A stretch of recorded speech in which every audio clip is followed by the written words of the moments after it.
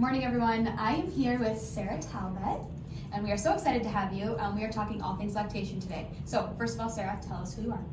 I'm Sarah Talbott. I'm a physician assistant and certified lactation counselor with OBGYN West, and I'm located in Eden Prairie and Minnetonka. Yeah, because you're at both locations primarily, but Yep, I go to those two offices, but we have 4 clinics total. awesome. And so close to us, which is so convenient. So convenient. Yeah, we have a lot of people from the West Metro, but also kind of all over, so that just makes it so much easier. Yeah. And how long have you been doing this? I have been a lactation counselor now for, oh my gosh, going on 4 years. Yeah. Awesome, awesome, awesome. Okay, so a couple questions we want to go over. First of all, what should women look for? Or first of all, when should they seek lactation help? Because I think that's a big question we get in the office. Like, when is a good time to kind of get this ball rolling? So I encourage women to see a lactation professional or enroll in a breastfeeding class before baby arrives. That way then you have some tools going into learning how to breastfeed your baby.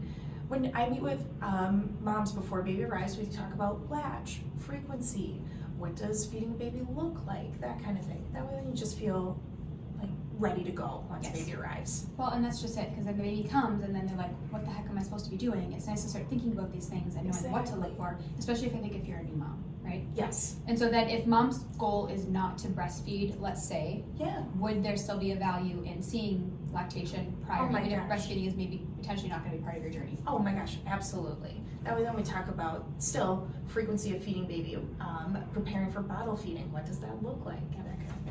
Okay, so then is there any things in particular that women should look for when seeking out lactation help, whether it's from a lactation counselor, from an IBCLC, or whichever, which IBCLCs, tell me. Yeah. Lactation, board certified lactation consultant versus lactation counselor. Yeah. Okay, so those are kind of our 2 people that we're looking for in this world, right? Yeah. Okay. So call your insurance, use your benefits.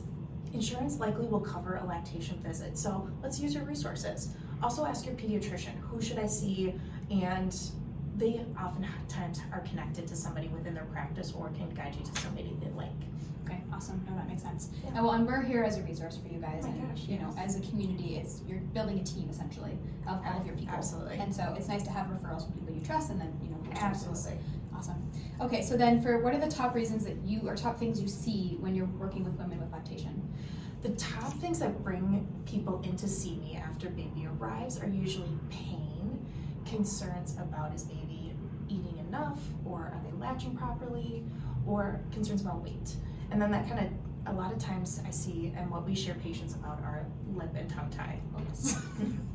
It's a whole can of worms. Yes. So what do you see in that realm? Because I have a lot of women that come in and they say, breastfeeding is really not painful. We are gaining weight, but it's not as efficient as it could be. My baby's really gassy. They're having a lot of reflux. They may be colicky. Like, do you see that side of things as well? Absolutely. Whenever I hear like baby's more gassy or inefficient, it makes me want to take a peek at their latch and just make sure that your latch is in tip-top shape, and that way then you guys are thriving in your breastfeeding journey. Awesome. So then do you have people in your world for tongue and lip ties? Like, do you have dentists that you like, or anybody in that wheelhouse of kind of next steps for that? Yeah, family? I usually say start with your pediatrician to make sure for sure, do you have a lip and a tongue tie?